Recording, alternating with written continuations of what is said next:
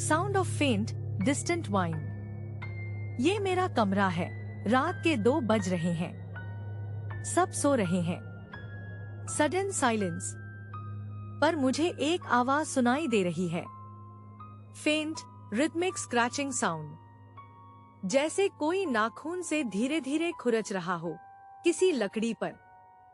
ये आवाज मेरे दरवाजे के बाहर से आ रही है। फुटस्टेप्स, फेंट, स्लो, ड्रैगिंग। मेरे रोंगटे खड़े हो गए। सांस रोके मैंने दरवाजे के छेद से झांका। Door creak, very slow and subtle. वहां कोई नहीं था, सिर्फ अंधेरा। पर खरोंचने की आवाज तेज हो गई। Louder, faster scratching sound. और अचानक विस्पर, barely audible, chilling। तुम अकेले नहीं हो।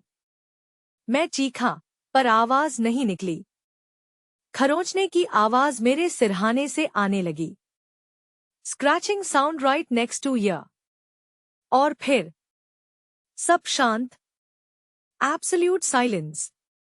अगली सुबह मैंने देखा, मेरे तकिए पर साउंड ऑफ फैब्रिक रिपिंग। लंबी गहरी खरोंचें थी, जैसे किसी ने मुझे ही खरोचा हो।